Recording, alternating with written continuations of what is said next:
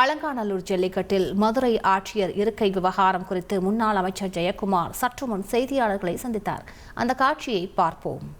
ஒரு பெரிய அளவுக்கு ஒரு ஜல்லிக்கட்டு காளைகள் பொதுவாக அந்த பொங்கல் பண்டிகை முன்னிட்டு ஒரு ட்ரெண்ட் ஆகும். ஆனால் இன்னைக்கு ஒரு தேவையில்லாமல் ஒரு விஷயம் ட்ரெண்ட் ஆகிட்டு தான் இன்னைக்கு வருத்தப்படக்கூடிய ஒரு விஷயம்.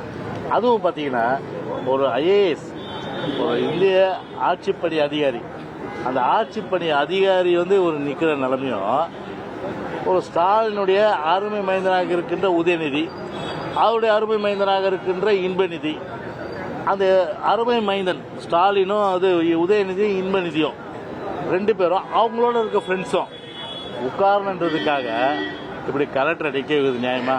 நம்ம சங்கீதா கலெக்டரை பொறுத்தவரை பேட்டி கொடுத்தாங்க. அவங்க என்ன எதிர்த்தா கொடுப்பாங்க சொல்லுங்க? ஏற்று கொடுத்தா அடுத்தது பார்த்து அந்த ட்ரெஷரி டிபார்ட்மெண்ட்ல தான் இருப்பாங்க. அவங்க இதில் ஆர்ச்சிவ் டிபார்ட்மெண்ட் ஒன்று இருக்கு இல்லையா, கலெக்டர் தூக்கிடுவாங்க. அதில் தான் தூக்கி போடுவாங்க அவங்க. அதனால் அந்த அம்மா உள்ள தெரியும், அந்த மனசை பிடிக்கிட்டு அவங்க வெளில பேட்டி கொடுத்தாங்க. அது வேற விஷயம். அதனால் அதெல்லாம் உண்மை கிடையாது. தமிழ்நாட்டை பொறுத்தவரை உலகம் முழுவதும் பார்த்தாங்க எந்த லெவலுக்கு ஒரு இடி அமீனுடைய ஒரு மன்னராட்சியினுடைய சர்வாதிகாரம், இடி அமீனுடைய மன்னராட்சியுடைய சர்வாதிகாரம் தலை தூக்கி இருக்கு எல்லா இடங்கள்ன்றதுக்கு அதுவும் ஒரு சாட்சி. அந்த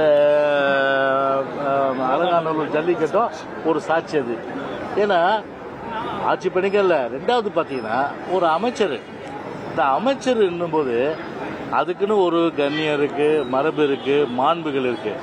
அந்த மாண்புகளை பார்த்தீங்கன்னா ஒரு கான்ஸ்டியூஷனலாக அவர் பதவி ஏற்றுறாரு, துணை முதலமைச்சர், அவருக்கு சால்வ் பண்ணிக்கிறீங்க. ஆனா இன்பநிதிக்கு சால்வ் அணிக்க வேண்டிய அவசியம் என்ன இருக்கு? இன்பநிதிக்கு சால்வ் அணிக்க வேண்டிய காலம். உண்மையிலே சொல்ற, கேமரா மட்டும் அங்கெல்லாம் இன்பநிதி காலில் கூட விழுந்துருப்பாப்பல. யாரு? மூர்த்தி. ரெண்டாவது, செய்திகளை உடனுக்குடன் தெரிந்து கொள்ள உடனே சப்ஸ்கிரைப் பண்ணுங்க.